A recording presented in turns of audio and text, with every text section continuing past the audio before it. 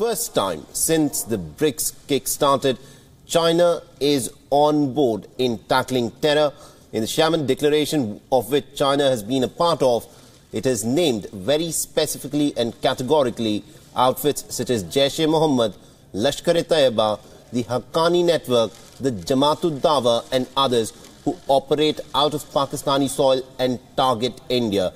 Earlier, it always used to be vague, simple language, vague and vacuous language which China had insisted needed to be used to condemn terror. But this time, it is Indian diplomacy which is one. It is the Indian stand that is one. And now what remains to be seen is today there is going to be a bilateral meet between Prime Minister Narendra Modi and also President Xi Jinping.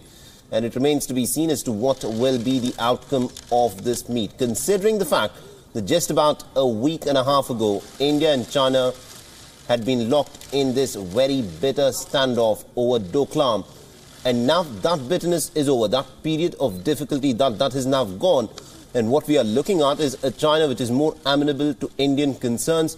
China which seems, at least in terms of the Xiamen Declaration, which is willing to perhaps take Indian interests on board. This is, of course, a big diplomatic coup of sorts for India at the BRICS summit. Till about a week back, it was not even clear that Prime Minister Modi would even be participating in this BRICS summit in Xiamen. But now the Indian Prime Minister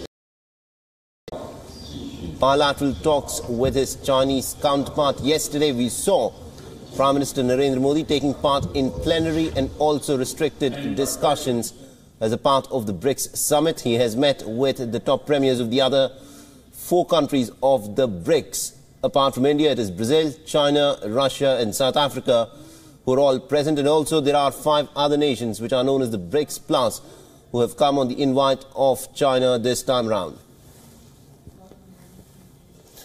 And also my colleague Ramesh Ramachandran, who is tracking all the details for us from the ground in Xiamen, now joins us live. Ramesh, it's been a great day yesterday for India-China relationship. It's a sort of a coup, diplomatic coup of sorts in terms of the Xiamen Declaration that was put out by the BRICS.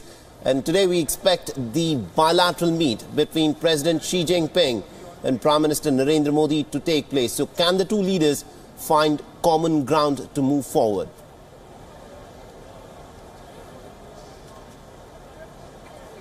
Indeed, Mohammed, good morning to you from Xiamen in China, where the 9th BRICS summit is happening, and today is the concluding day of the 3-day BRICS summit. Now, that said, we've seen a second diplomatic coup of sorts for India. Remember, on the 28th of August, we saw India and China decide to expeditiously disengage from Doklam.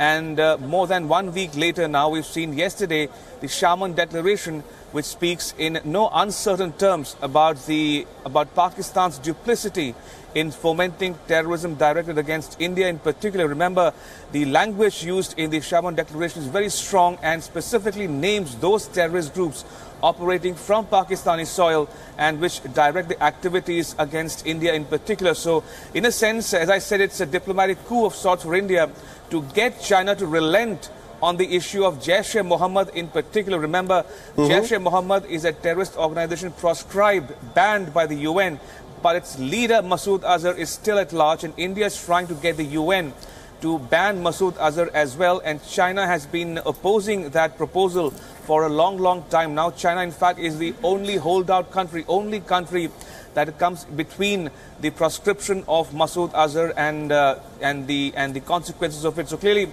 China signaling its intent to at least begin to consider India's proposal for a ban on Masood Azhar, and that, to my mind, as I said, is the second diplomatic coup of sorts for India, coming as it does in the wake of the Doklam standoff resolution. So clearly, the stage is set, Mohammed, this morning for the grand finale, as it were, the bilateral meeting between Prime Minister Modi and President Xi Jinping of China here on the margins of the BRICS summit, and that meeting will take place at about 3 hours from now, 12:30 p.m. local time, or about 10 a.m. India time. So everyone is looking forward to that crucial meeting.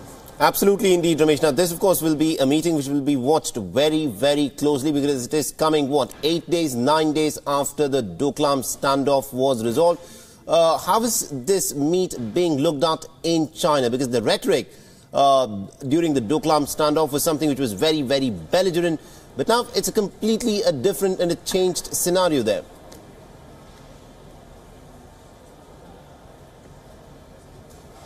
Indeed, Mohammed, the very fact that Prime Minister Modi is participating in the Xiamen summit here in China indicates that India is fully on board and China is also fully on board on the BRICS agenda, as it were. There was a lot of uncertainty in the run-up to the summit because India may or may not have chosen to participate given the standoff at Doklam.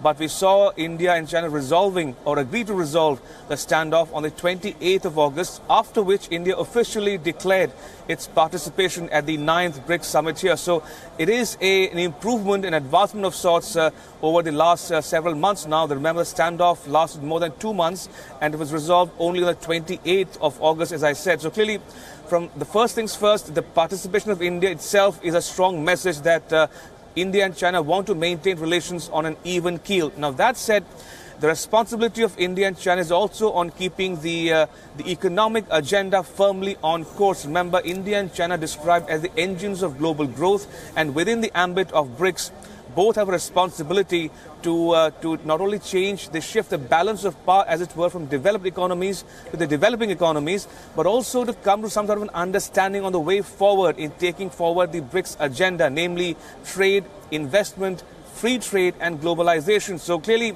a lot of responsibility, onus is on both India and China to steer the BRICS ship as it enters the second decade of its existence. Absolutely, indeed. And also, Ramesh, if I could just persist a bit more on this. Recently, there was this meet which was organized in Beijing, where a lot of the member countries who wanted to be a part of OBOR took part in China. However, India chose not to be a part of that meet. So when President Xi Jinping and the Indian Prime Minister Narendra Modi meet today, could contentious issues such as, OBOR and perhaps CPEC, which passes through the Pakistan-occupied Kashmir, would these kind of issues be brought up?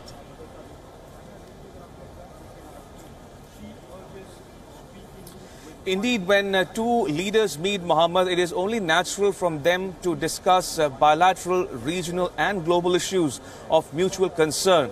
Now, in the run-up to the meeting, to the summit here in Xiamen, India has consistently maintained and argued that India is all for economic connectivity, but it should not come at the expense of a member country's sovereignty or territorial integrity. Now remember, the CPEC, or the China-Pakistan Economic Corridor, is an offshoot of the One Belt, One Road initiative, also known as the Belt and Road Initiative. And India had boycotted the summit, which was held in China earlier this year, only on this ground that the CPEC challenges or questions India's sovereignty as it passes through the Pakistan-occupied Kashmir, which India considers as its own territory. So clearly, India's principal position is that it is all for connectivity, but not at the expense of sovereignty or territorial integrity. Now, that said, we've seen India and China come to some sort of a modus vivendi, as it were, on the way forward. Remember, after the Doklam standoff ended, a lot of talk here in Xiamen on devising a new mechanism, as it were, to resolve Doklam-like standoffs if it happens in the future. So the idea, at least from the Indian side, is to devise a new mechanism whereby officials from either side can sit down, thrash out issues, and prevent a dispute like Doklam to snowball into a conflict. Remember, in June, when Prime Minister Modi met with President Xi at Astana in Kazakhstan on the margins of the Shanghai Cooperation Organization Summit, or the SCO Summit, both India and China agreed that they will not allow their differences to become disputes. And the expectation in the Indian camp, at least, is that that spirit will survive even after the 9th BRICS Summit concludes here in Xiamen. Absolutely indeed, Ramesh. Thank you very much indeed for joining us from Xiamen. We'll, of course, keep coming back to you as the story unfolds in the day. So we expect Prime Minister Modi and Xi Jinping to meet roughly at about 10 a.m. Indian time. And this, of course, will be a crucial meet. It will be interesting to see as to what will be the points of concurrence which the two leaders, the common ground which the two leaders will be able to find, especially considering the kind of bitterness, the kind of heightened tensions which were prevalent between the two countries till about the 28th of August. till the Doklam standoff got resolved. It is definitely breaking new grounds in terms of diplomacy, in terms of trade, in terms of bilateral relations, and also the bitterness and belligerence which was seen in the Chinese media, that seems to have gone. And instead, there appears to be a reassessment of India as a potential partner. There seems to be a reassessment of how terror will, of course, operate. Now, these are live shots that we are getting from Xiamen as the dignitaries continue to arrive for the second day of the meet. This, of course, is a very crucial and a key economic grouping in the world. Earlier in 2006, when it had been organized for the very first time, it had just been laughed off in the international community as just an economic grouping. But now this, of course, has emerged as a very significant and a very important trade grouping anywhere in the world. So we'll be bringing you all the details and all the updates as things unfold.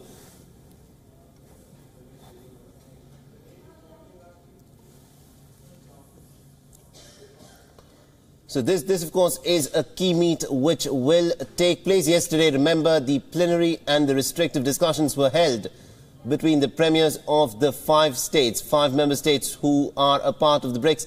And Ramesh, if I could just, come back to you on a couple of other issues here.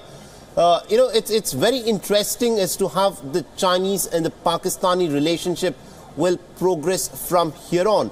Because the fact of the matter is, China has agreed to name Jaish-e-Mohammed, it has agreed to name Lashkar-e-Taiba, Jamaat-ud-Dawa, the Haqqani network, but locally within Pakistan, these groups enjoy a lot of support. So considering that this is indeed the case, will yesterday's Xiamen declaration, how will that impact the Chinese-Pakistan relationship?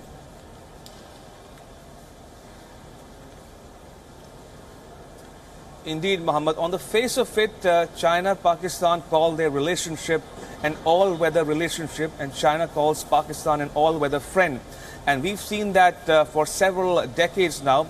They have a close relationship, and that relationship is driven essentially by their mutual animosity or distrust of India. So it's a very complex relationship between and among China, Pakistan and India. But that said, in recent weeks, we've seen a determined and decisive action on the part of China to at least make the right noises, if not actually commit itself to calling Pakistan's bluff, as it were, especially on the issue of terrorism.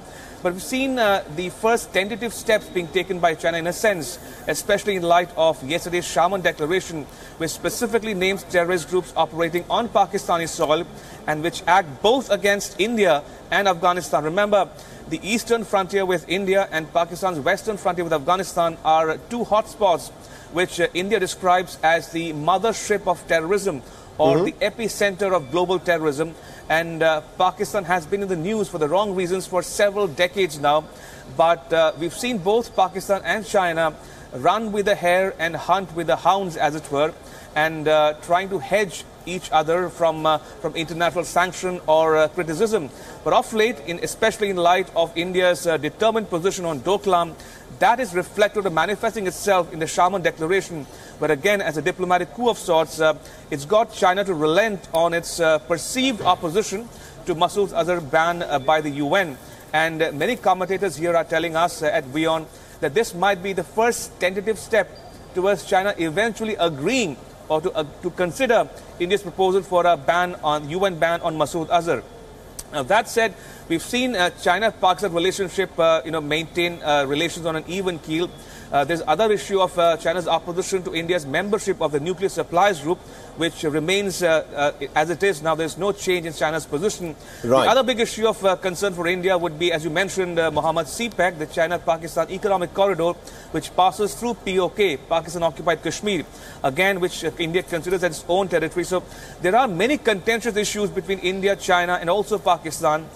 But remember, yesterday, Mohammed, at the BRICS Business Council meeting, President Xi Jinping of China made an interesting point, and he said, if I can just paraphrase him, he says, all the five BRICS countries may have their different respective national positions or differences, but the idea is to come to some sort of a modus vivendi or understanding, a common minimum program, as it were, so that the BRICS agenda does not get hijacked by personal differences. So That, to my mind, is illustrative of the difficulties in India-China relationship, especially in light of the undefined line of actual control, which separates India from Tibet and China. So the effort on India's part is to get President Xi and Prime Minister Modi to come to some sort of an understanding, a consensus at least, on the roadmap for the future relationship, especially in resolving contentious issues such as the line of actual control, the CPEC corridor, and the NSG issue, and also Masood Azhar's UN ban. And also, Ramesh, if I could now shift the focus to another big crisis that is unfolding, and that is of the North Korean testing of this thermonuclear bomb. Now, BRICS, of course, has China and Russia, perhaps the only two countries which can exercise some sort of leverage in terms of what can be done in terms of reining in North Korea.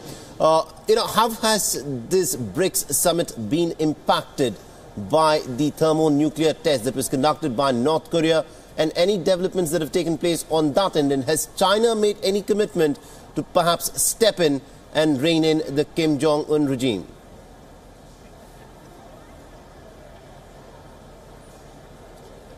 Indeed, Mohammed, North Korea is one issue which has literally hijacked the BRICS agenda deliberations here in Xiamen.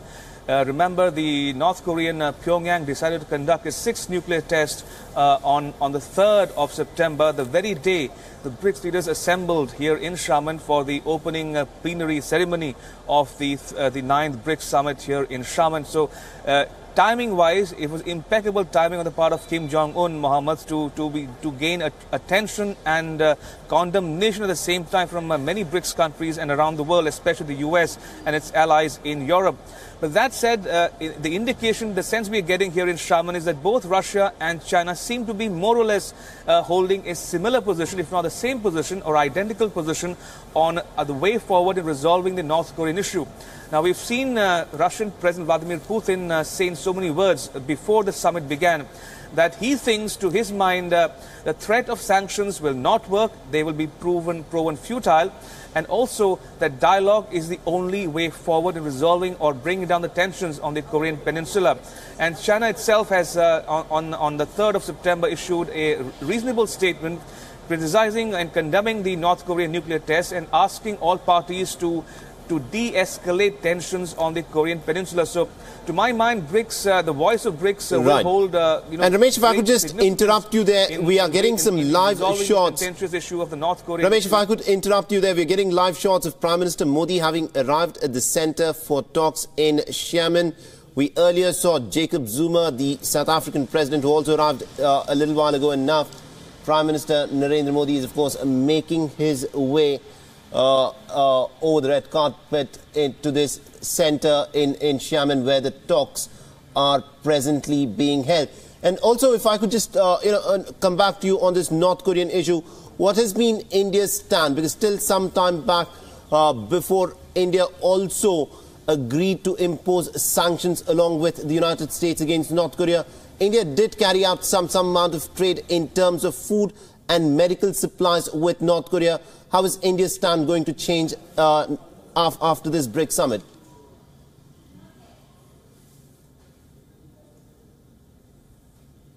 Indeed, Mohammed. Now, we've seen India and North Korea maintain diplomatic relations even through the worst times in the regional security situation. But that said, of late, India's primary concern, Mohammed, on the North Korean issue is not as much the fact that North Korea tested for the 6th time, but from India's perspective, it is an issue of proliferation. The way North Korea has proliferated in collusion, some would say, with Pakistan, that is of utmost concern to India. And in the statement issued by the Indian Foreign Ministry on the 3rd of September, before Prime Minister Modi landed here in Xiamen, it made very clear that India's primary concern is the issue of proliferation, the way proliferation has contributed or supported or helped North Korea's ballistic missile and nuclear program. And that poses a threat to India's own national security concerns. And although the statement does not refer to Pakistan by name, the inference is there for all to see. And India claims it that it is of utmost concern to India's interest that North Korea be reined in, as it were, and not allowed to proliferate. So India's concern is very specific and very limited. But that said, India is on board on the BRICS understanding on the way forward. in resolving the tensions on the Korean Peninsula. And as I said before, Mohammed, I think all 5 countries are in agreement, at least on the way forward, on resuming talks with Pyongyang to resolve the tensions on the peninsula.